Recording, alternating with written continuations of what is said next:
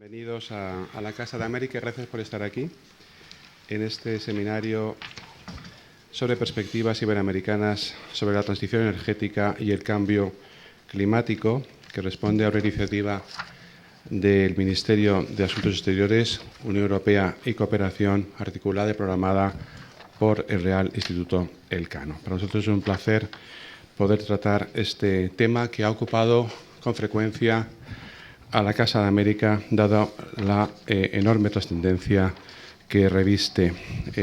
Recientemente, en noviembre, tuvimos aquí a la actual ministra, Teresa Rivera, que mantuvo una conversación con un representante de Europa de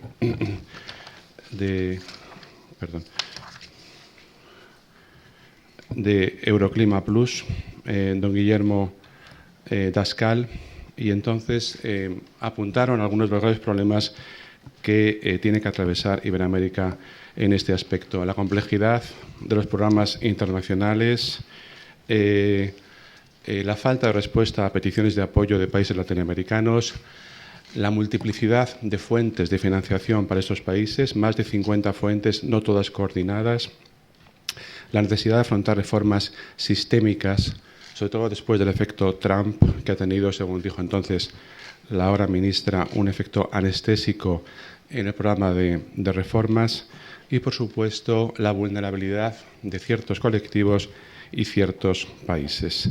Entonces estaba celebrando la Cumbre del Clima de Bonn y desde hace unos meses las cosas han cambiado ligeramente y de eso vamos a tratar ahora. Así que les deseo una jornada muy fructífera y le paso la palabra al señor Powell, cuando quiera, Charles. Muchas gracias y buenos días a todos y bienvenidos a este seminario que hemos titulado Perspectivas Iberoamericanas sobre Transición Energética y Cambio Climático. Para el Real Instituto Elcano, que tengo el honor de representar en este acto de apertura, supone, por supuesto, un gran placer y un honor compartir una vez más un acto, no solamente con el Ministerio de Asuntos Exteriores, Unión Europea y Cooperación, sino también con Casa América, institución con la que venimos trabajando desde su creación. Creo que este seminario tiene lugar en un momento extraordinariamente adecuado. En el Real Instituto Elcano, una de las cuestiones que más nos preocupa en la actualidad se refiere al futuro de eso que venimos denominando desde hace muchos años el orden liberal internacional.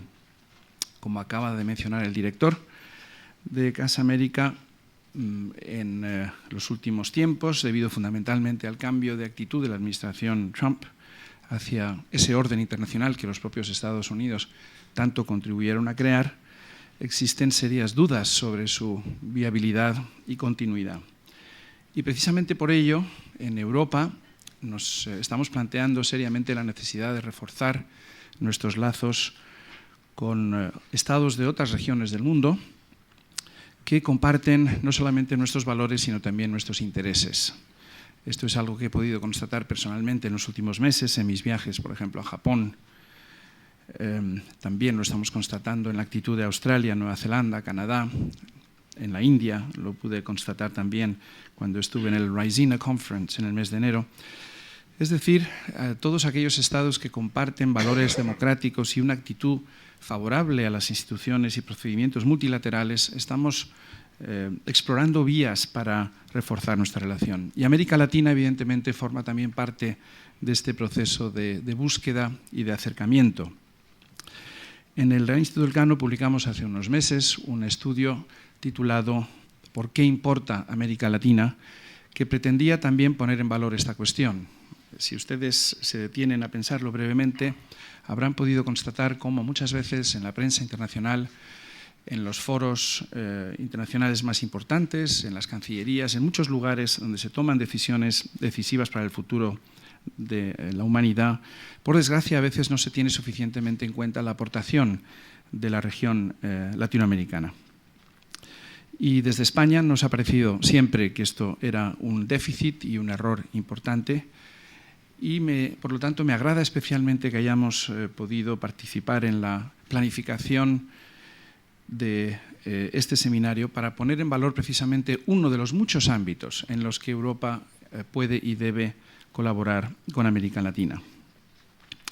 El sociólogo alemán Ulrich Beck ya ha advertido que la transición del Holoceno al Antropoceno nos lleva al peligro de socavar los avances que hemos experimentado en todo el mundo gracias al desarrollo económico que hizo posible la revolución industrial. Y en este contexto, uno de los grandes retos a los que nos enfrentamos es precisamente el mantenimiento de un clima estable. Operar dentro de los climas planetarios, de los límites planetarios, perdón, en el ámbito climático requerirá sin duda un cambio de modelo económico, un modelo de desarrollo nuevo, obliga también a una transición energética y dará lugar sin duda a un cambio social sin precedentes. Y como think tank, pero en general como instituciones que nos preocupamos por el futuro, tenemos que hacer todo lo posible por facilitar el planteamiento de una transición ordenada hacia un sistema de menores emisiones. De no ser así, provocaremos o nos enfrentaremos a un riesgo sistémico de enormes consecuencias para la economía global. Por otro lado, y esto quizás es el aspecto positivo, no queremos reincidir innecesariamente en un discurso catastrofista, aquellos países y actores que sepan realizar una transición ordenada y gradual serán también capaces de beneficiarse sin duda de las oportunidades que ofrece una economía baja en carbono. Afortunadamente, como decía al principio en mi referencia al multilateralismo, tenemos un gran acuerdo internacional, como es el Acuerdo de París, que refleja un consenso internacional muy amplio sobre la necesidad de acometer esta transición y también sobre la manera de hacerlo.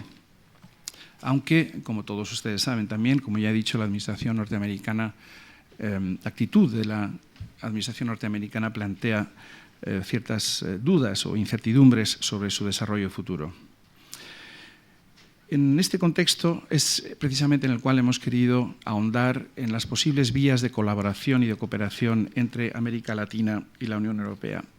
Para quienes no son legos en esta materia, probablemente son obvios los motivos por los cuales esto tiene sentido, pero me permito recordarles algunos de los factores que hacen inevitable o hacen lógica esta colaboración. En primer lugar, América Latina y la Unión Europea suponen conjuntamente el 20% de las emisiones mundiales, aproximadamente, y esto obviamente nos otorga un notable poder de negociación internacional.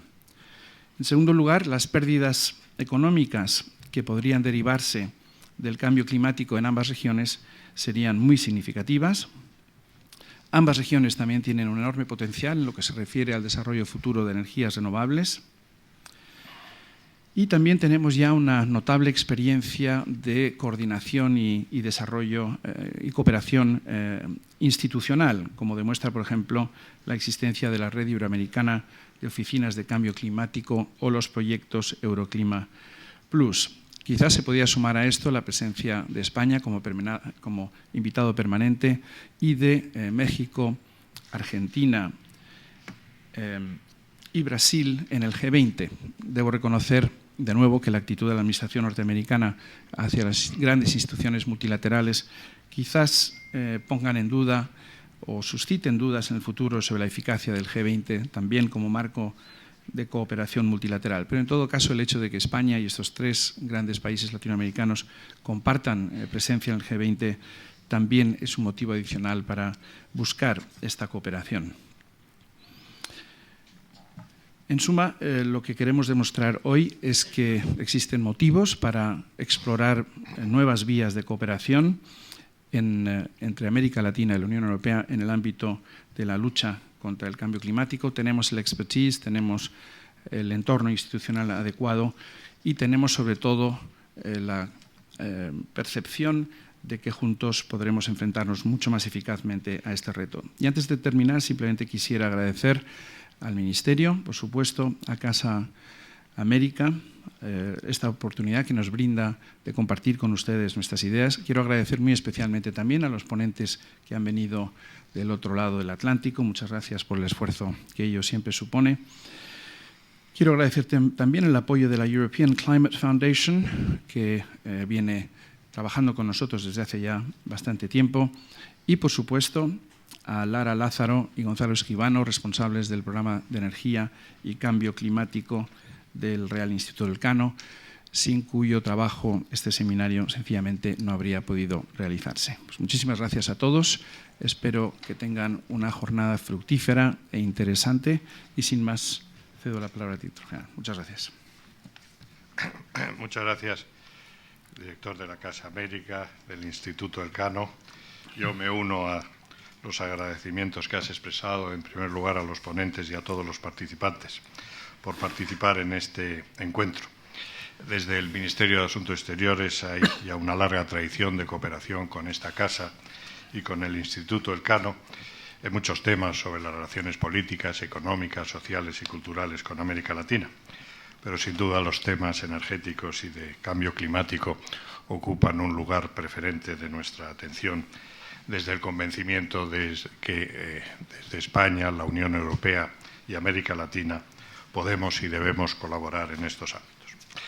En el ámbito de la energía, más allá de la dificultad de hablar de América Latina y el Caribe como productor, consumidor energético indivisible, es posible hacer algunas consideraciones generales, salvando, por supuesto, las diferencias y distancias entre los distintos países.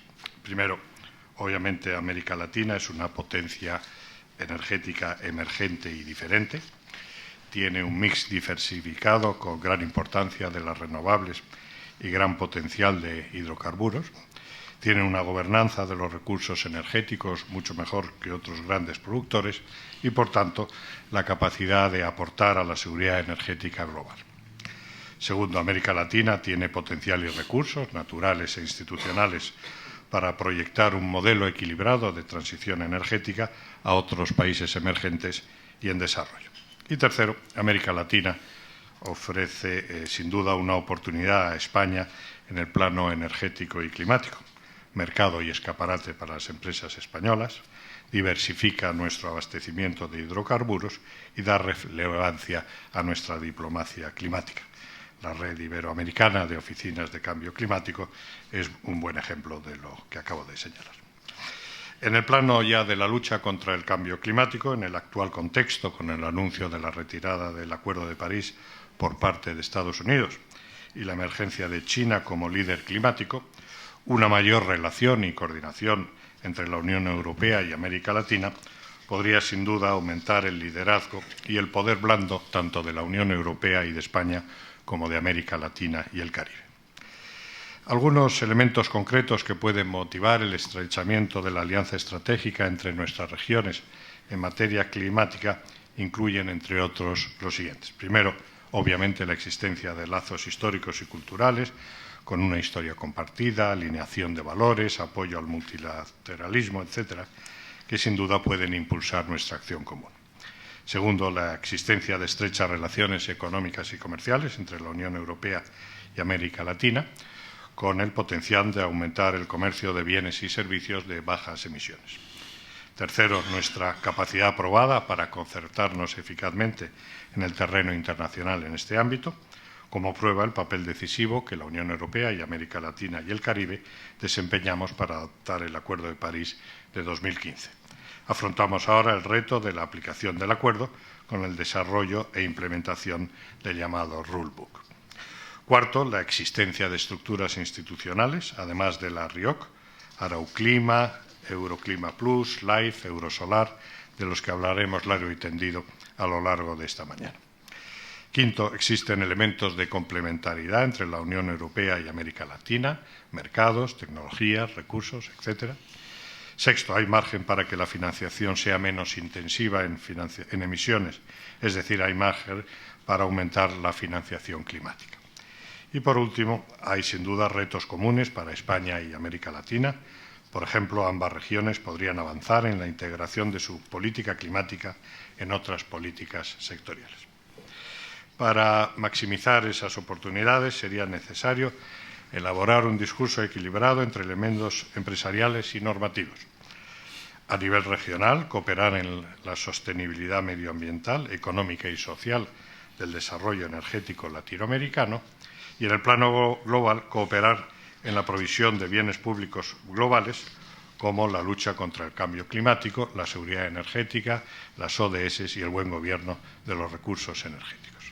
En suma, y concluyo ya, se trataría de explorar el soft power energético español, proyectando un modelo energético atractivo, en la medida de lo posible compartido, para América Latina. Muchas gracias por su atención y un excelente seminario. Muchísimas gracias.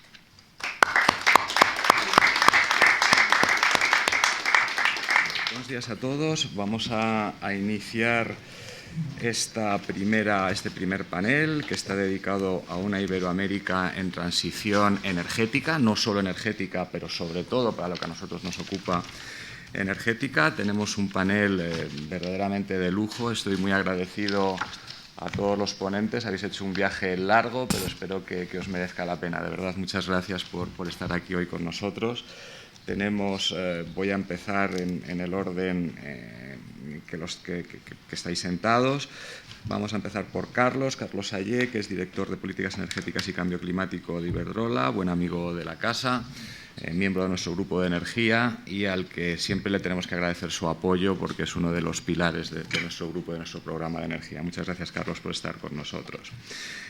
A mi lado, Alina Berchenkova, que es Principal Research Fellow del Grantham Research Institute, del London School of Economics and Political Science. Hoy tenemos una nutrida representación de la LSI en nuestros paneles. Alina, muchas gracias por estar aquí con nosotros. Es también una colaboradora habitual de nuestro programa y es, como siempre, un lujo contar con investigadores del Grantham entre nosotros.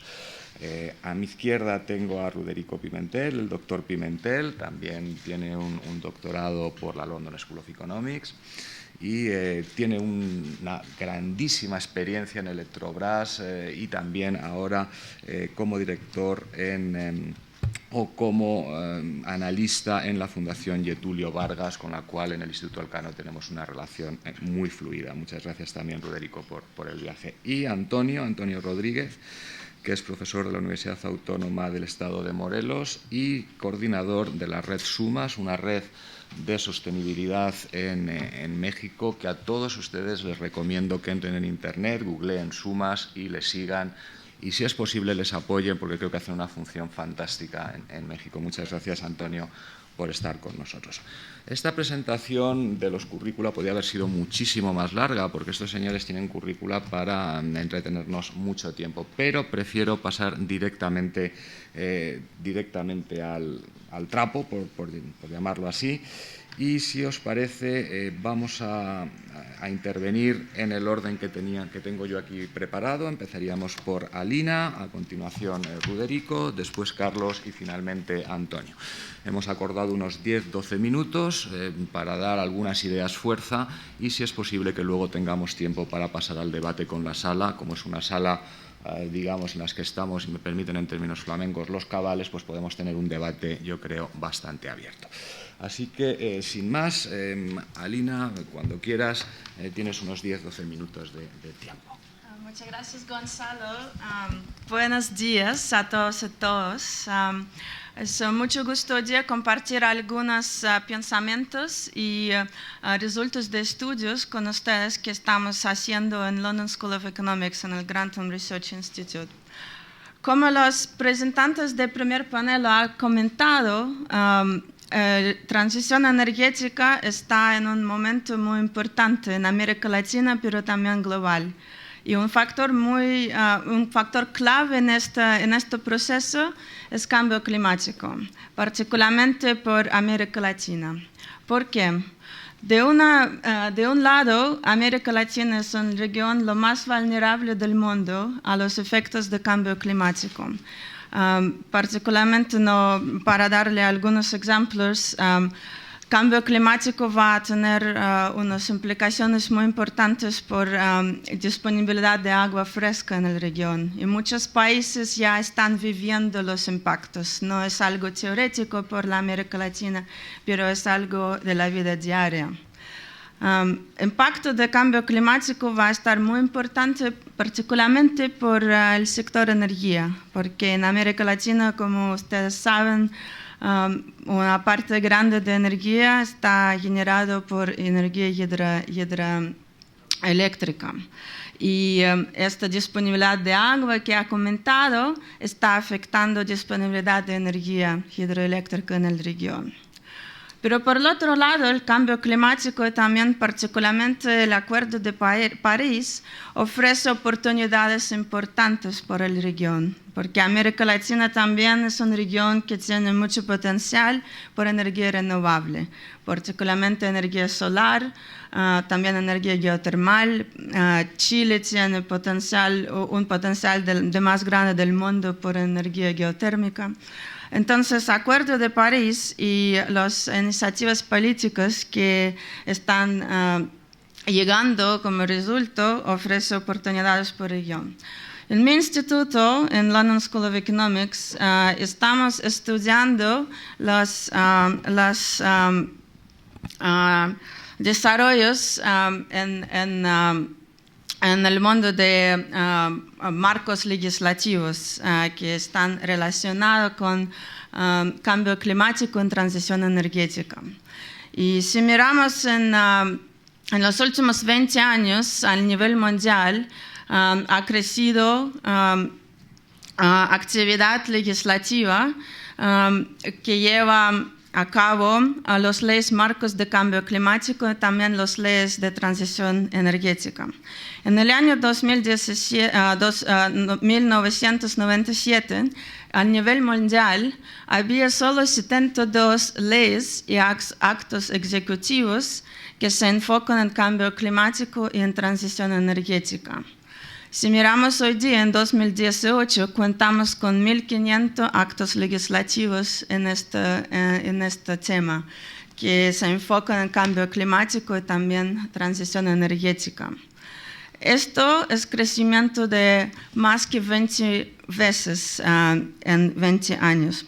Y lo que puedo decir es que América Latina ha tomado un liderazgo importante en esta tendencia. En 2012, México fue el primer país en desarrollo del mundo que ha adoptado la Ley General de Cambio Climático. Y esta ley tiene sus raíces en la experiencia de Reino Unido, que 4 años antes implementó la ley que pone limitaciones a emisiones de carbón. Y México ha aprendido de esta experiencia y experimentó con esta iniciativa también de una forma distinta. En este momento estamos tratando de entender si esta ley en México ha tenido algún impacto a transición energética y también a transición de bajo carbono en el país. Para evaluar esta experiencia hicimos entrevistas con los expertos en México que están trabajando en el sector energía y también que se enfocan en política de cambio climático. Y lo que puedo decir a todos los expertos que entrevistamos, que son 15 expertos señores en México, ha comentado que un resultado o un impacto que ha tenido la ley, impacto más importante, fue impulsar la transición energética a energía limpia.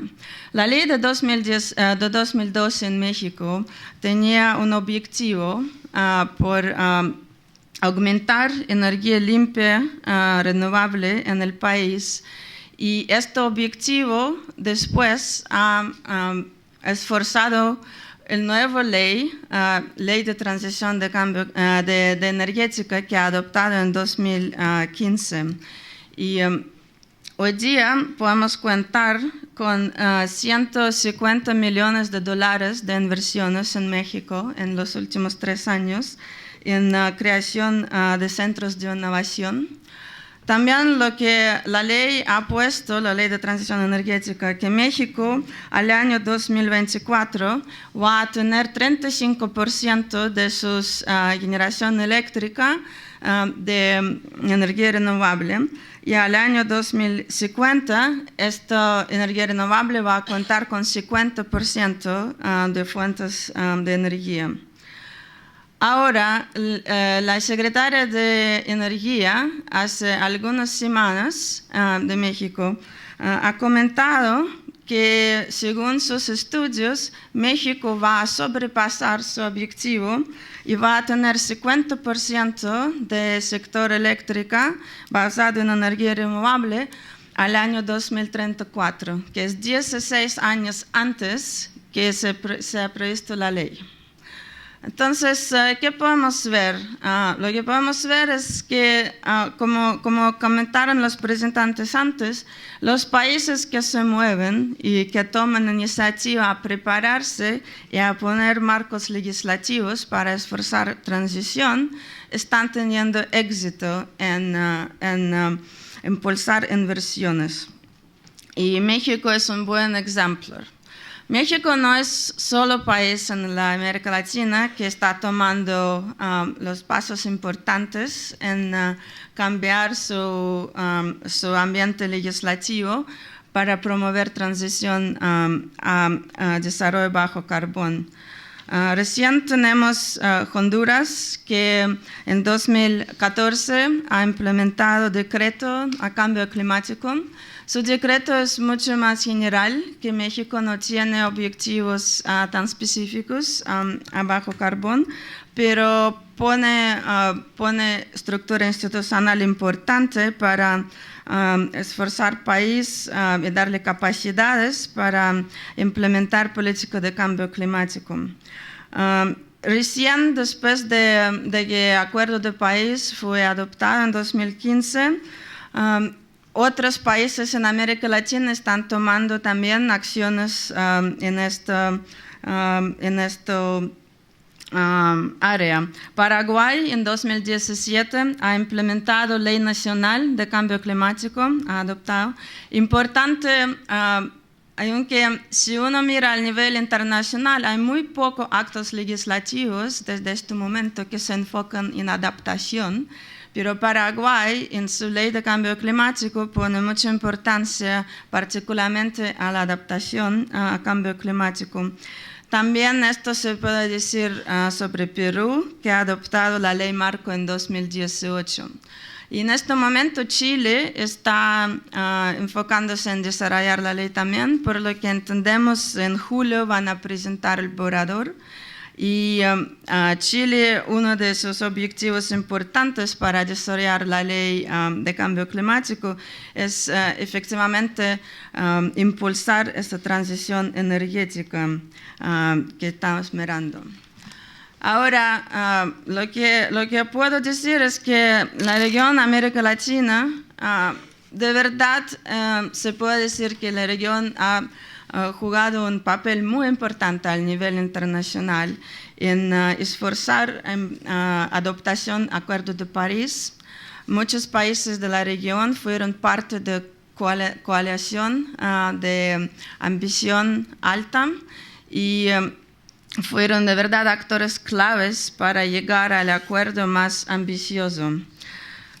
También los ejemplos que ha compartido muestran que América Latina también es un laboratorio de innovación política, en que está pasando muchas innovaciones de marcos legislativos y la experiencia de México, por ejemplo, está relevante no solamente por la región, pero también aquí en España, donde en este momento el gobierno está enfocándose en desarrollar la ley de cambio climático en transición energética. ¿Qué se puede aprender de esta experiencia en la región? Uno, como comentamos antes, lo que accionan primero serán capaces de ser beneficiarios de los beneficios que lleva transición a energética limpia y a desarrollo de bajo carbón. También unos que se mueven más rápido van a aprovechar del influjo de inversiones y de ayuda internacional de financiamiento de cambio climático de los fondos internacionales que se ha creado a través del Acuerdo de París.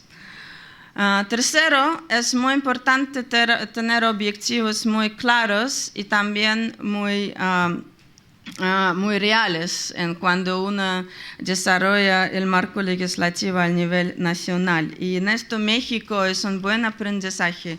Y el país ha creado un sistema institucional bastante compleja, pero quizás es lo que nos compartieron expertos, esta complejidad fue un poco desafío en la implementación más efectiva de la ley, que a veces es muy importante tener mandados muy claros por cada actor, por cada institución en gobierno. Y esto España debería que aprender, yo creo, de experiencia de México. Y el otro punto que yo creo que se puede aprender de experiencia en América Latina y particularmente en México es que es importante llevar a consistencia dentro de objetivos nacionales y lo que los países se comprometieron al Acuerdo de París.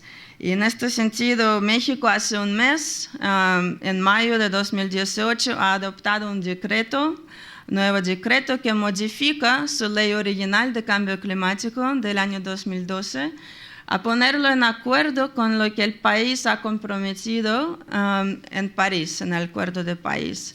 Entonces ahora México ha aumentado sus objetivos nacionales por reducción de emisiones. Estos es los cambios que hace el decreto. También notó que adaptación va a estar muy importante por el país y pone un mandato por desarrollo de estrategia de adaptación y también está esforzando los mecanismos financieros para llevar inversiones, para implementar transición bajo de carbón y transición energética. Y lo último punto que le quería compartir, en esta transición el actor clave es el sector privado. Sin inversiones privadas en energía bajo de carbón y también en otros sectores que son clave para reducir emisión, esta transición no va a tener éxito. Y eso también estamos aprendiendo en la región, donde algunos países, por ejemplo Chile, están enfocándose particularmente en involucrar el sector privado en el desarrollo de los marcos legislativos, pero también en los diálogos sobre implementación de las leyes de transición energética y cambio climático. Y esta involucración y trabajo mano a mano con el sector privado va a estar muy importante por el éxito de transición energética y para cambio climático en el futuro. Muchas gracias.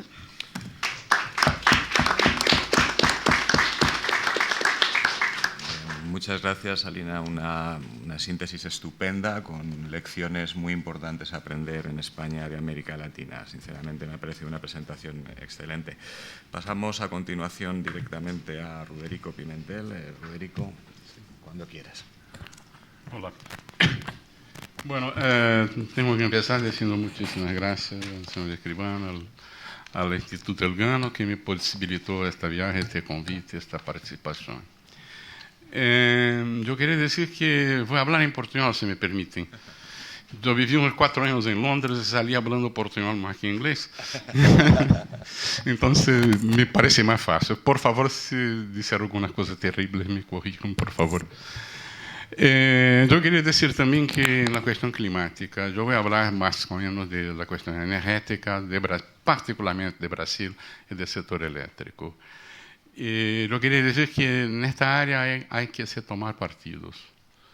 Yo particularmente sé que la cuestión de los cambios energéticos y los cambios climáticos, hay muchas discusiones, algunas no se puede aprobar bien. Bueno, yo quería me posicionar que estoy absolutamente convicto que hay que cambiar, que hay que eliminar los combustibles fósiles, que tenemos que salir para mudanzas que son muy difíciles.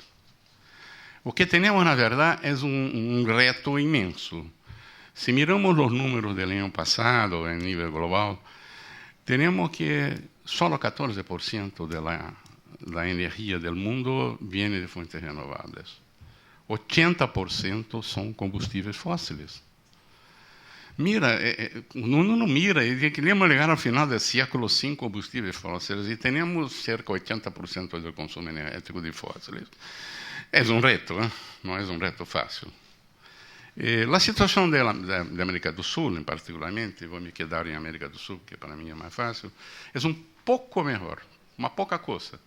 Teníamos casi que 20% de los renovables en la matriz energética, y en el sector eléctrico, particularmente, 64% de la generación en la América do Sul es de origen renovable. Sí, pero cuando se mira el futuro tenemos muchos problemas que voy a hablar en poco, ¿sabes? Si miramos los sectores, la utilización de energía final, vemos que tenemos problemas dramáticos en el sector de transporte. 98% del transporte en el mundo se hace basado en combustibles fósiles. No es fácil cambiar esto. El sector, la generación eléctrica, también mirando todo, cerca del 70% de la generación eléctrica, también en el mundo es de fósil y mucho carbón, que es el problema más grave que tenemos. Bueno, si empezamos a mirar Sudamérica en sí, ahí vemos que tenemos una cosa más complicada, porque si en el global no está tan malo, sí, no está bien, pero no está tan malo, cuando miramos los países individuales miramos diferencias muy grandes. Entonces lo que tenemos es lo siguiente. Tenemos 3 países que están más o menos en la frontera de los desarrollos de las nuevas renovables, que sería Uruguay, Chile y Brasil. Poco, pero están en la frontera de esto. Mas, na verdade, tenemos problemas. Por exemplo, Argentina, apenas 8% de la matriz energética argentina renovable. Argentina teve mucha suerte en los siglos pasados. Tenía petróleo, tenía combustibles fósiles. Fue fenómeno, ¿no? Pero actualmente se transformó en un problema, ¿no? Es verdad. Es una cosa muy buena que vino un problema. Si miramos los países andinos, cerca de 20% de energía de los países andinos apenas es renovable, y tanto los países andinos cuanto Argentina, 50% de su energía de generación eléctrica viene de gas natural. Mira, gas natural acá en Europa, en los países desarrollados, es maravilloso. Se tira carbón, que emite muchísimo, se pone gas natural, cambia a la mitad. Pero lo que pasa en los países como nosotros en Sudamérica, que tenemos hidroeléctricas y cosas así, la entrada de gas natural es pésimo, porque la entrada de gas natural significa que estamos poniendo una fuente generadora de emisiones donde no se había antes. Entonces es una realidad que esto es distinto.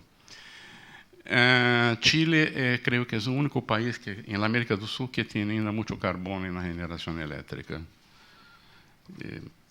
Por más que están haciendo mucho en las nuevas renovables, ainda tienen mucho carbón. Yo me recuerdo que Portugal el año pasado importó muchísimo carbón y España también, la generación del carbón es muy grande. Alemania, otra vez, todo el movimiento de Energiewende es muy lindo, pero se sustituye nuclear. Y se deja la generación a carbón. Yo no lo entiendo muy bien esto, para mí es extraño. Si uno tiene visiones de mejorar la situación y lo cambia y tira las nucleares, muy bien que tire las nucleares, pero lo deja carbón. Y se empezó muchísimo renovables y el carbón permanece. Bueno, si miramos las nuevas renovables, lo que tenemos de bueno son este movimiento en el mundo, lo que nos ayuda en este reto en la eólica y la solar. Lindo, muy bien, están creciendo. Llegamos a una capacidad instalada de cerca de 500 gigawatts en el mundo de eólica y unos 390, 400 en solar. Es un fenómeno muy interesante. Puedo decir que a unos 20 años atrás yo lo miraba a las eólicas y parecía una brincadeira de estudiante, no parecía cosa seria. Yo tuve un alumno mío que hizo una tesis de mestrado sobre eólica y yo me divertí muchísimo porque era inviable, no se podía hacer nada, pero es muy bonito, se quedaba mirando el mar y me recuerda Don Quijote de la Mancha contra los molinos, pero no era serio. Rápidamente vemos que es una cosa seria, que tomó una dimensión y los precios cayeron bárbaramente. En verdad, yo creo que solar es la próxima ola. Solar está creciendo muchísimo. Bueno, junto de solar tenemos los chinos también, porque cada vez más es una cosa china. Si miramos la situación de América del Sur en las nuevas renovables, vemos que tenemos cerca de 1.700 megawatts instalados de eólica y unos 4.000 megawatts instalados de solar en toda América del Sur. La mayor parte en Brasil, un poco en Chile, que es pionero, y un país interesantísimo que es Uruguay. Uruguay tuvo una política energética fantástica y hoy tiene una capacidad eólica y solar increíble. Es un ejemplo de un país chico, pero con una política energética clarísima y direccionado a introducir las nuevas formas renovables. Pero es poco, ¿no? Y ahí cuando miramos, este es un poco el problema, que los problemas climáticos y energéticos son globales, no son problemas individuales. No podemos resolver los problemas de un país y los otros, como se quiera, ¿no? Entonces hay que pensar en términos un poco más globales. En Brasil, lo que pasó es que tuvimos inicialmente el feed-in tariff, que era una tarifa fantástica para empezar la industria eólica, y creo que entre 2012 y 2005 se desarrollaron más o menos 1.500 megawatts eólicos gracias a los FIT. Esto creó las bases para la instalación de la industria y rápidamente la situación cambió, porque tenemos una cosa curiosa en Brasil. El modelo energético es un modelo de subastas. Yo estoy mirando actualmente los países que tienen la energía en el mercado, como es el caso de España, tienen problemas serísimos de cómo contabilizar la energía renovable. Por ahora no cuesta nada. Se puede elevar los precios de energía, el DARE puede elevar los precios para cero, pero el carbono, los petróleos, todos los otros tienen que pagar su consumo y pagan es una cosa muy complicada. En Brasil teníamos una historia de desarrollo hidroeléctrico. Esto fue la suerte del país, digamos. No teníamos petróleo. Entonces, lo que pasó? Se desarrollaron las hidroeléctricas. Y por ahí tenemos un potencial hidroeléctrico grande en la generación hidroeléctrica y un sistema institucional complicado que lida con renovables, pero que tiene subastas. Entonces, ¿qué haces? Hace una subasta por 20, 30 años y le da un contrato para las empresas que van a vender energía por un precio establecido. Y con eso no depende del mercado de corto plazo, que vende apenas una pequeña parte de la energía. Pero hay problemas muy complejos, porque cuando hablamos nosotros de renovables, los costos son sistémicos. Es la diferencia entre un sistema térmico, en que sabe cuánto cuesta más o menos los costos y beneficios. Y cuando se tiene un sistema renovable, bueno, una usina compensa a la otra. La línea de transmisión, las usinas, los costos no son más costos individualizados. Y tenemos una enorme dificultad en saber cuánto cuesta y cuánto debe ser remunerar cada uno. En Brasil se crearon una serie de reglas, pero porque inicialmente casi todo era estatal. Bueno, tengo que cambiar, mi tiempo está... Voy a andar un poco más rápido, entonces disculpen. Yo quería decir que, volviendo a las nuevas renovables, instalamos en Brasil un parque industrial significativo. La estación Siemens, GE, muchas empresas se instalaron. Nosotros estamos buscando cadenas de valor en América del Sur, pero só tuvimos industria en Brasil. Y es un problema. Es interesante. Tenemos necesidad de tecnología, tenemos mercado, pero no tenemos un parque industrial adecuado. Yo voy a me apresar un poco por el tiempo y voy a tener que decir lo siguiente. Tenemos un problema grave en relación al futuro. Si el presente está más o menos, el futuro es complicado.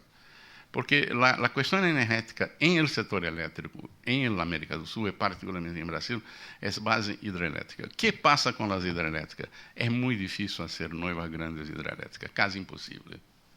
¿Por qué? Porque están lejos, porque son lugares complicados, tenemos poblaciones indígenas, flora, fauna, la sociedad es contra. Muy bien, es más fácil desarrollar una usina de carbón que una usina hidroeléctrica. Entonces tenemos un grave problema futuro. Puede ser que las nuevas renovables nos ayuden, tienen que ayudar. Pero cuando entra con las nuevas renovables, tenemos los problemas de intermitencia, que es un problema grave, y que una de las soluciones es la complementación con otras formas de energía. Y al mismo tiempo también integración. Porque cuando hablamos en renovables, hablamos en integración.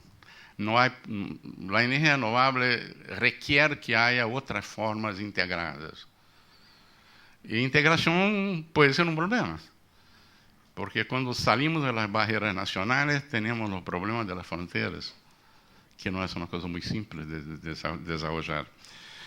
Bueno, estoy preocupado con mi tiempo, podemos hablar otras cosas después. Voy a simplificar un poco y decir apenas lo siguiente. Puedes coger 2-3 minutos adicionales. Está bien, bueno, estoy obediente acá. Ya cambié bastante lo que quería decir, pero quería decir lo siguiente. En energía tenemos fallas de mercado clarísimas.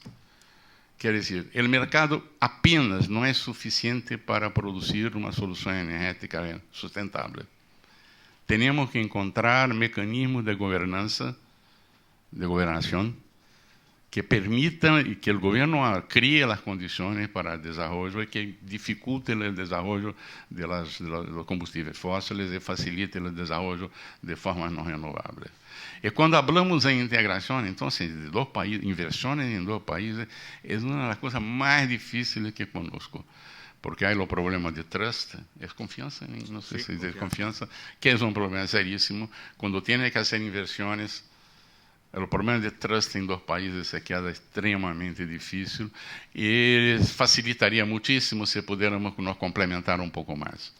Entonces, los problemas de gobernación y con clima y energía es cada vez más global.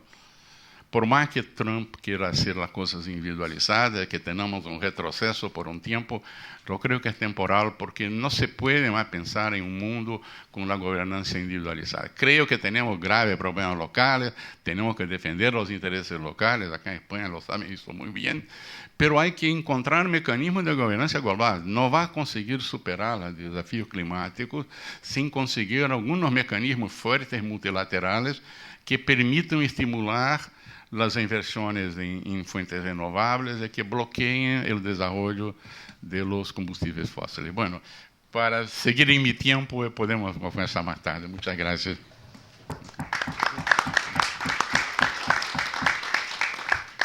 Muchas gracias, Roderico. Me quedo con ideas que me parecen importantes. Esa idea de que el gas natural en América Latina, puesto que viene a completar o a sustituir a la hidroeléctrica, no es tan amable como lo vemos nosotros cuando nos sustituye al carbón. Me parece una idea interesante. Y me encanta esa idea de ese binomio entre integración y gobernanza. Sí. Me parece una idea muy interesante y me parece que es también un paralelismo claro que tenemos también en Europa y en concreto en España, ¿no? Sin más, le dejo la palabra a Carlos Ayé. Estoy seguro que Carlos va a ser capaz de responder a esa demanda de participación del sector privado en los diseños de las políticas de renovables y de cambio climático. Carlos, cuando quieras. Bien. Y te pasaré también lo de los 3 minutos en su debido momento. No te vas a librar por estar tan a la derecha. Bien, oye, muchas gracias. Un placer, como siempre, colaborar con el Instituto Elcano y sobre todo en temas de sensibilización de la importancia de luchar contra el cambio climático. Iberdrola es una empresa global y evidentemente los análisis de un problema global le afectan de manera significativa y voy a tratar un poco de concretar cómo estamos haciendo el análisis del impacto del cambio climático. Yo, empezando por las conclusiones, antes de que me corte Gonzalo, pues nosotros tenemos un relato y el relato, como decía Séneca, quien no sabe dónde va a llegar a otra parte. Entonces, por lo tanto, nosotros tratamos de saber a dónde vamos a llegar. Y nosotros creemos en que existe el cambio climático y además creemos que está provocado por el ser humano. Y además creemos que el sector energético es gran parte del problema, el 80% de las emisiones son del sector energético y también tiene gran parte de las soluciones dentro. El segundo elemento es que creemos que ya hay soluciones disponibles y competitivas, que es una gran ventaja respecto a lo que pasaba hace solo 5 o 10 años. Y el tercer elemento es que la lucha contra el cambio climático genera oportunidades y no tiene que ser visto como se ve siempre como un origen de riesgos. Y luego yo un mantra que suelo usar siempre en todas mis intervenciones es que el coste de la descarbonización es mucho menor que el coste de la no descarbonización.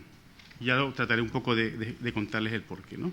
Yo siempre empiezo como de vez en cuando todavía los negacionistas siguen apareciendo, pues siempre en todas las intervenciones contamos un poco lo que es la realidad, no lo que dicen los científicos, que también, sino lo que es la realidad. Y la realidad es tozuda, y es que está siendo más grave que la que nos anticipaban los científicos del IPCC hace unos años. Y bueno, pues hay un montón de datos variables, de incrementos de temperatura. 17 de los 18 años más calurosos de los registros desde la época preindustrial se han dado desde el 2001. O sea, por lo tanto, hay algunos elementos a considerar, ¿no? Luego, el incremento de la temperatura, ya vamos por encima de 1 grado, y el incremento de la temperatura del mar también está por encima de 1 grado. Y luego, los fenómenos adversos que están ocurriendo son impresionantes, como los huracanes de niveles 4 o 5 que en una misma temporada ocurren en el Caribe, por ejemplo, pero en todo el resto del mundo están ocurriendo efectos, ¿no? Por ejemplo, desde hace 60 años, antes, en una distribución normal, solo el 0,1% de los episodios de incrementos de temperatura muy importantes en verano se registraban, y ahora, solo 6 décadas después, ya representan el 14% de la distribución normal que tenemos en el planeta, y por lo tanto hay que tomárselo en serio, sin tener en cuenta todos los efectos colaterales que son innumerables: hambrunas, incendios, sequías, daños por las tormentas, incremento del nivel del mar. Todo eso afecta a infraestructuras, afecta a modelos de vida, a modelos de negocio, muchas veces insustituibles, y España y Latinoamérica son especialmente, como dicen los científicos, proclives a los problemas del cambio climático. Hay un problema adicional que está provocado por las mismas causas que generan el cambio climático, que es la quema de combustibles fósiles, que es la contaminación local, la calidad del aire, que en los últimos datos disponibles en 2013 de la Organización Mundial de la Salud ya había casi 6 millones de muertos por contaminación local por quema de combustibles fósiles y de biomasa. Es el cuarto factor de muertes en el mundo. Por lo tanto, es un elemento a tener en cuenta, porque en la lucha contra el cambio climático hay unos beneficios importantes que hay que tener en cuenta. Aparte de los problemas físicos que provoca el cambio climático, están los problemas financieros y económicos. Y ya, pues, el World Economic Forum, por tercer año consecutivo, viene a decir que el cambio climático y sus efectos colaterales lideran los rankings de riesgos para el mundo. Hay estudios que hablan de que si se mantiene el business as usual, el decremento del PIB per cápita del mundo a finales de siglo decrecerá un 23%. Y en países como España será un 46%, en países como Brasil un 83% y en países como México un 73%. Evidentemente, esas situaciones no se van a dar porque se genera tal inestabilidad que, como dicen los científicos, para la parte física entramos en un mundo desconocido y, por lo tanto, hay que tratar de luchar contra esa problemática que no sabremos resolver. Algunos estudios del IPCC, con alta probabilidad, ya dicen que el famoso 1,5 grados del que habla el Acuerdo de París, en algunos de los escenarios que está manejando, se podrían alcanzar en tan solo 5 años. Por lo tanto, no hay mucho tiempo para analizar si estamos o no estamos en un problema de cambio climático. Bien, la parte positiva es que la tecnología está ayudando, y entonces hay un incremento en la disponibilidad y en la eficiencia de las tecnologías limpias. Y, por ejemplo, en los últimos años, tengo aquí una estadística de 2011, la bajada de costes, por ejemplo, de la fotovoltaica ha sido en 7 años del 88%, que ya venía acumulando una bajada importante. En España, en la tarifa que tenemos, en el 2008, el coste de la fotovoltaica era de 450 euros. Ahora, en el mundo está por debajo de 20. O sea, digamos, la disrupción que hay es impresionante y nos hace ser optimistas respecto al futuro. En la eólica onshore también ha habido una bajada muy importante del 78% y en la eólica offshore del 71%. Y la ventaja es que esto es global, la bajada es global, no está localizada en un sitio y por lo tanto es una gran noticia el que tengamos disponibilidad, no como ocurre por ejemplo con los combustibles fósiles en los que hay, digamos, hay disponibilidad en algunos países solo. Otro elemento importante es una presión a la baja de combustibles fósiles. Hay cada vez más iniciativas de esta disminución. Hay iniciativas, por ejemplo, la Powering Pass Coal Alliance, que se ha comprometido países como Reino Unido, Canadá, Italia, Francia, México, Holanda, Portugal, Dinamarca, etcétera, etcétera, y estados y regiones como California, Oregón, Washington, y empresas como Bloomberg, BT, Marks & Spencer, Unilever, Virgin y la propia Iberdrola, que se comprometen a que las gestiones que tengan en sus portfolios como administración o como región o como empresa en 2025 hayan desaparecido. Siempre nos focalizamos en la producción, pero también es muy importante y es muy relevante, como han dicho antes, la parte de consumo. Y ahí es donde los ciudadanos tenemos mucho que hacer. También en consumo hay muy buenas noticias. La bajada de precio de las baterías, que alimenta luego la penetración del vehículo eléctrico, está siendo impresionante y lleva una deriva muy parecida a la que han tenido la fotovoltaica y la eólica. Más o menos en 2023 ya podrían conseguir la paridad de coste. Ahora mismo la mitad del coste de un coche eléctrico es la batería y podría alcanzarse, según BNEF, esa paridad de costes en el 2023, solo en costes. Pero, y esto es muy relevante, no solo es una disminución de los costes. Hay muchas barreras que están ahora mismo impidiendo que las tecnologías de bajas emisiones puedan ser competitivas respecto a la producción, a los combustibles fósiles o en la fase de consumo al vehículo convencional, ¿no? Entonces, ¿por qué? Porque no se está reflejando eso que hemos comentado antes, esos costes externalizados que no están siendo reflejados en el coste de la energía y que están provocando un montón de problemas. El cambio climático está generando un montón de problemas, la contaminación local está generando un montón de problemas y costes, pero no se están imputando correctamente. Y por lo tanto no hacen competitivas las tecnologías de baja carbono. Y por lo tanto es muy importante una reforma fiscal que permita asignar esos costes de perder infraestructura, esos costes de perder niveles de salud, aplicárselos a quien lo está produciendo y por lo tanto es uno de los elementos más importantes que hay que hacer para que se produzca esa descarbonización y eso es aparte de la disminución de costes que gracias a Dios estamos viendo en todas las tecnologías. Y aquí es donde entra el mantra, el coste de la descarbonización es menor que la no descarbonización. Si no estamos teniendo en cuenta que en España cada vez que nos aparecen nuevos efectos y nos destroza todo el litoral y por lo tanto tiene efectos sobre el turismo y sobre el PIB, pues no estaremos, digamos, imputando correctamente el coste a quien nos está provocando. Eso pasa también en México, en toda Latinoamérica, ¿no? Aquí también hay megatendencias que están ocurriendo y son alianzas. Por ejemplo, hay el C40, que es la unión de muchas grandes ciudades, ha presentado una iniciativa de que en 2025 no van a adquirir ya ningún vehículo que no sea eléctrico y van a asegurar que gran parte de las ciudades sean de cero emisiones en 2030. Por lo tanto, es una presión importante que los fabricantes de coches están asumiendo. Entonces, estamos rompiendo un poco esa pescadilla que se muerde la cola y ese círculo vicioso y lo estamos transformando en un círculo virtuoso. Yo tengo aquí una estadística de todos los grandes fabricantes de coches a 2020, todos los modelos que están anunciando que van a existir. Esto, con una adecuada despliegue de puntos de recarga, permitirá un poco que se rompa esa tendencia que comentaban antes de que todavía estamos digamos, en una referencia muy importante de penetración de combustibles fósiles. ¿Y cuál es una de las megatendencias que más va a mover esto? El mercado de capitales. Y el mercado de capitales se ha creído esto del cambio climático y está introduciendo una presión muy importante sobre los agentes que no descarbonizan sus estrategias de negocio. Entonces, bueno, pues los ejemplos son, en cada semana podemos ver ejemplos que van surgiendo, que aflora el concepto del stranded assets. Es decir, no inviertas en este que tiene combustibles fósiles porque igual no lo recuperas. Entonces, esto mete mucha presión sobre las inversiones a futuro, no solo en la fase de producción, sino también en líneas, en trenes de construcción de vehículos convencionales en vez de vehículos eléctricos, ¿no? Hay muchas iniciativas, el Climate Action 100 Plus, que viene a presionar a las 100 empresas que más están contaminando del mundo y, por lo tanto, les mete mucha presión.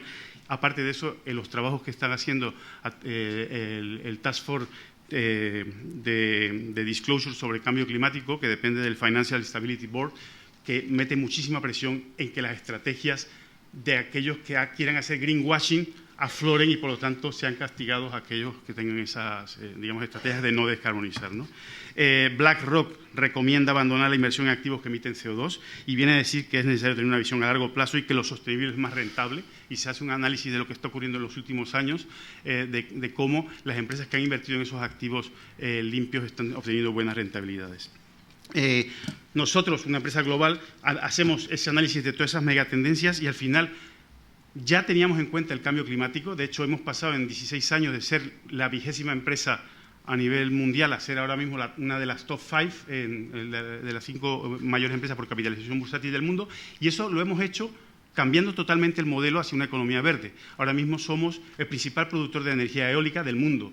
Y eso, digamos, no solo ha sido bueno para el planeta, sino que está siendo bueno para nuestros accionistas por ese, digamos, incremento de la retribución que le estamos dando, ¿no? Eso podemos hablar luego, lo hemos hecho a través de un cambio muy importante en toda la gobernanza, los objetivos que nos hemos planteado, los planes de adaptación, las inversiones, las políticas de sensibilización, etcétera, etcétera, ¿no? Hemos hecho estudios, por ejemplo, para España, para demostrar que no solo es viable la descarbonización de la economía a 2050, sino que trae muchísimas oportunidades en términos de economía, de sostenibilidad y de seguridad de suministro.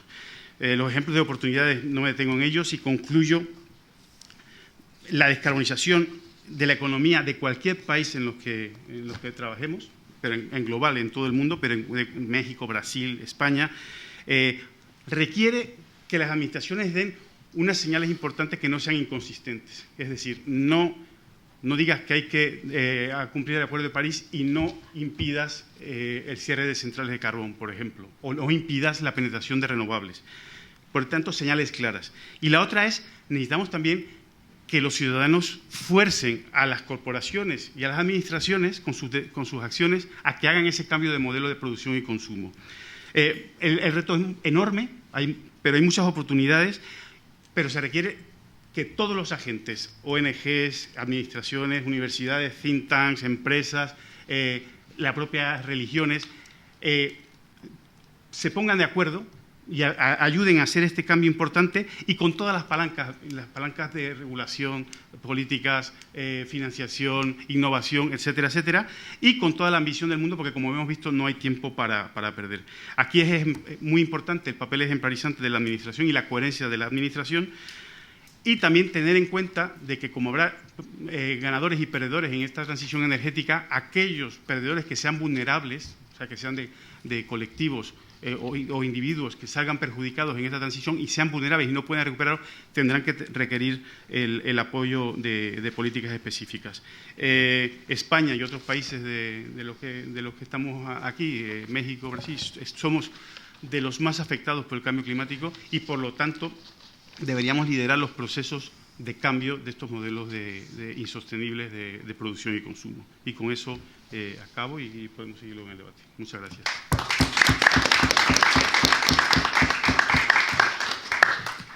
Muchas gracias, Carlos. Habrás visto que citar a Séneca te ha permitido que no te cortase demasiado al final. O sea, te digo para que los demás, Antonio, si quieres, ya sabes, una buena cita al principio previene de que luego te metan tanta presión. Me ha parecido muy interesante, Carlos, lo que nos ha dicho. Bueno, primero que nos hayas traído buenas noticias, ¿no? De cómo han caído los precios, de cómo las barreras se pueden surmontar o remontar o superar, perdón. Y luego también me parece muy interesante tu énfasis en la ciudadanía, es decir, en cómo los ciudadanos tenemos de alguna forma que llegar a ellos, tenemos que convencerles para que ellos mismos presionen a vosotros, a las empresas, a los think tanks, a los gobiernos. Me parece que es un punto muy, muy interesante. Vamos ahora con Antonio Rodríguez. Antonio, adelante, tienes tus 12-13 minutos y ya te avisaré convenientemente del límite. Cuando quieras, por favor. Gracias, buen día. Primero que nada, gracias a Gonzalo, al Real Instituto Elcano, a Casa de América por la acogida, por darme la oportunidad de poder compartir con ustedes en esta hermosa mañana madrileña, que me di la oportunidad de caminar por ahí un poquito. Me recordó a mi ciudad, Cuernavaca, Morelos, la ciudad de la eterna primavera, la cual les recomiendo en algún momento nos puedan visitar, muy cercano a la Ciudad de México, 70 kilómetros. No sé si alguno de aquí ha estado allí, pero yo salí con frío, 21 grados centígrados, y amenazaba que iba a ser calor con 24. Entonces, De verdad que esto se agradece. Ahora Madrid está hermosísimo y gracias por la invitación. Ahí ya aproveché un minutito. Gracias. Bueno, en realidad el problema es muy complejo y cabe mencionar que México ha entrado en esta evolución, en esta transición. Y yo no diría que energética, la transición es continua y constante. El día de ayer, afortunadamente, ocurrió una noticia muy importante para el fútbol mexicano. No, vamos a cambiar. Por favor. Y dentro de casi nada tendremos una nueva elección. Esta elección en México supone 3.500 puestos públicos en los cuales, si eso no es transición política, que me expliquen un poquito más al respecto. Y esto del tema político energético, la integración que se hablaba, esta integración energía, individuos, es muy importante y en México tiene una repercusión como no tienen idea. Había preparado una charla en la cual había algunos datos que quería compartir con ustedes. Como ustedes saben, en México tenemos del orden de 130 millones de habitantes, una extensión territorial del orden de 2 millones de kilómetros cuadrados, casi 4 veces la extensión de España. Sin embargo, hay algo bien importante, el consumo per cápita de, en este caso, energía eléctrica, en el caso de España es el doble de la que tenemos en México.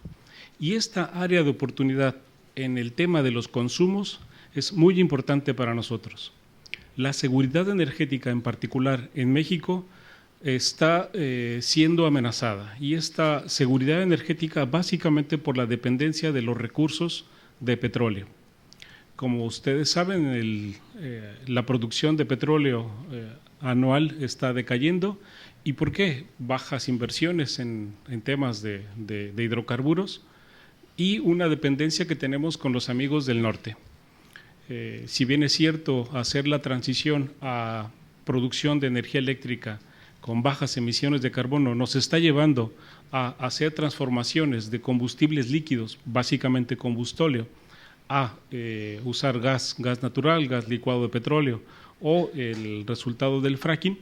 Ahora efectivamente, las emisiones están disminuyendo. Sin embargo, la dependencia energética que tenemos con los vecinos del norte pone en riesgo y en un alto riesgo a México como país.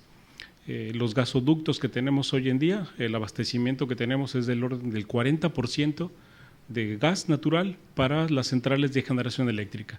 Y esto, afortunadamente para el país, ha hecho que los decisores políticos cambien de paradigma.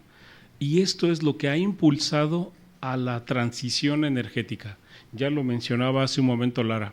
En 2012 llega la administración que dentro de casi nada saldrá, el 1 de diciembre de este año saldrá la administración en la República. Y esto hizo que cambiáramos a lo que se conoce, y ya lo ha comentado Lara muy acertadamente, de la Ley de Transición Energética. A partir de esta ley de transición energética se fijan objetivos, básicamente dos. Uno, hacer una migración del mix energético a energías, y le llamó en este momento la administración energías limpias, en las cuales están incluidas las fuentes de generación con energía nuclear y obviamente todas las renovables.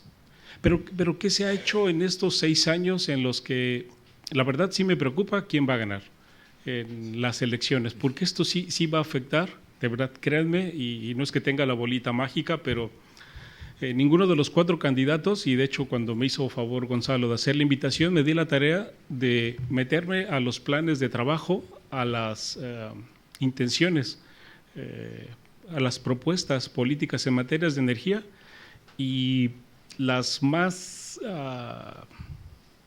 elocuentes propuestas, en una encontré solo 4 veces la palabra energía y el resto mejor no les digo.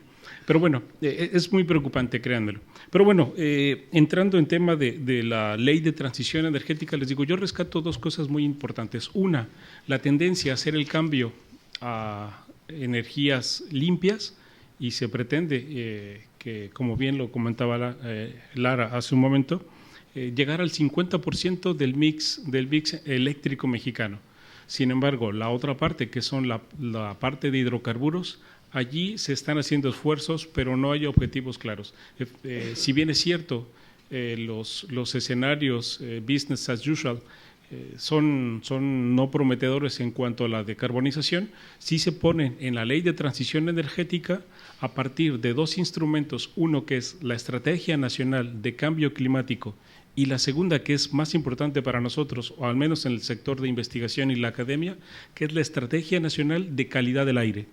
En estas dos estrategias se plasman estos objetivos de hacia dónde deberíamos de ir como sociedad.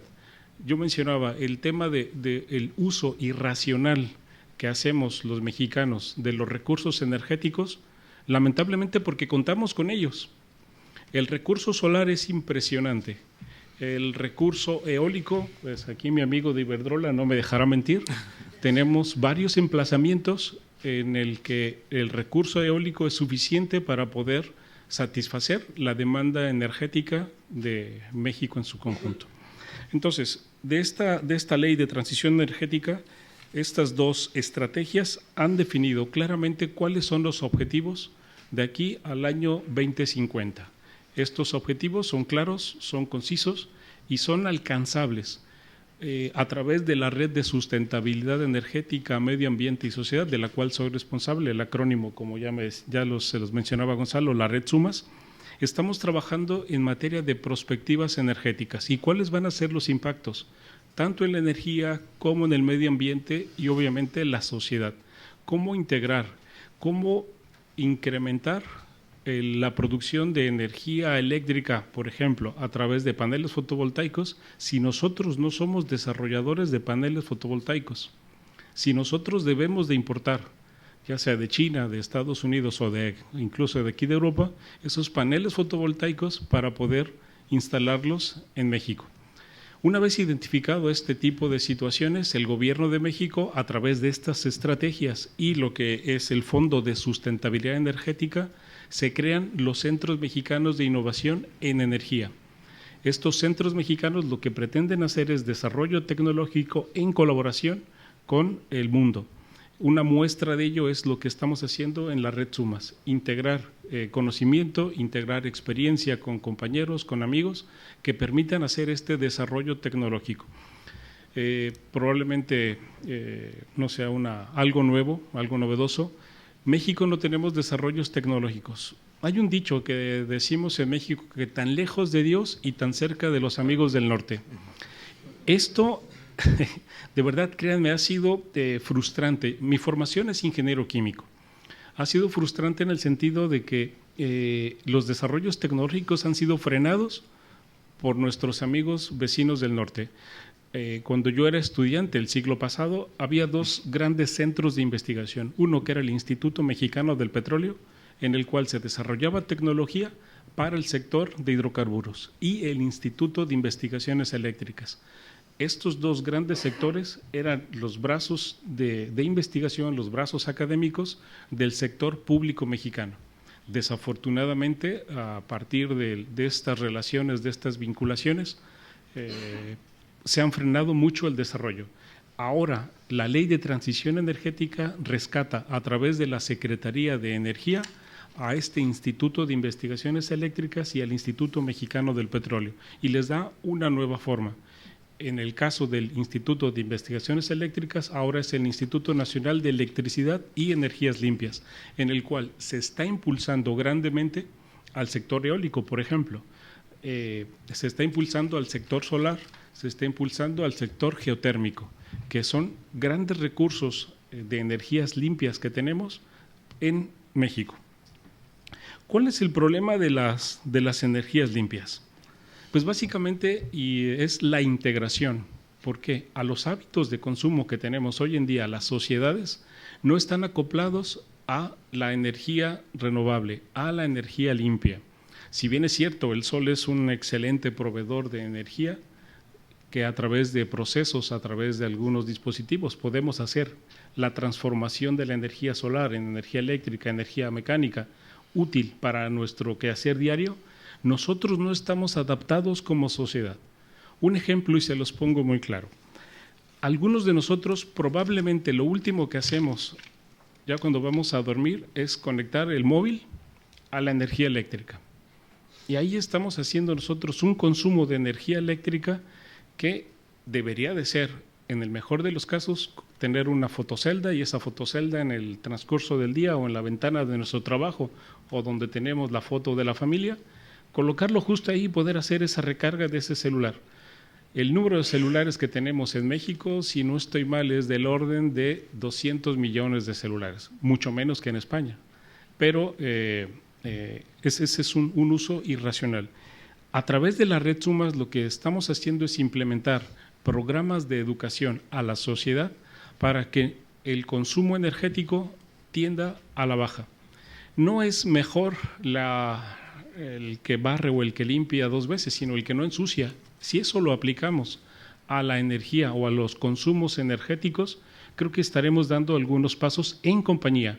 Y esto es un problema complejo en compañía de empresas, del sector público, el sector privado, de cara a tener un entorno favorable, un medio ambiente, un respeto hacia el medio ambiente a través de nuestros consumos energéticos.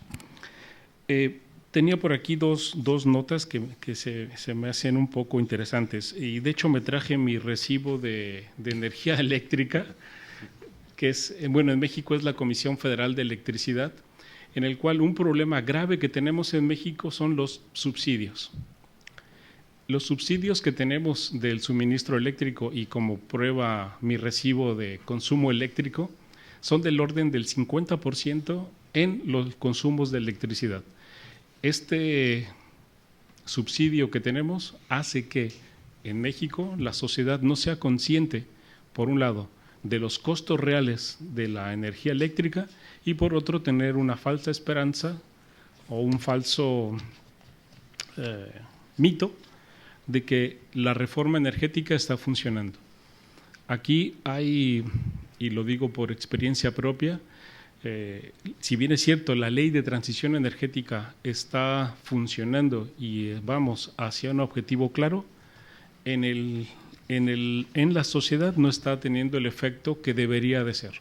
Si seguimos como país subsidiando los energéticos, la sociedad no será consciente del uso, y perdón por decirlo, el uso irracional de los recursos energéticos. Bueno, ya para concluir, me gustaría mencionar que la educación es un reto importante. Mi sector, que es el sector de investigación, el sector académico, estamos ocupados de poder promover políticas públicas, políticas en educación que permitan el poder contar con entornos favorables, con recursos energéticos que sean disponibles para garantizar la seguridad energética. El cambio climático, estamos ciertos que es un problema global, eso ni duda cabe. Algunos amigos como los del norte no lo tienen muy claro, pero yo sé las razones por las cuales no tienen muy claro el tema del cambio climático. Estamos seguros de ellos, y a través de la investigación, a través de la integración de las energías renovables a nuestras vidas, creemos que podemos contar y tener un mundo mejor. Muchísimas gracias por su atención.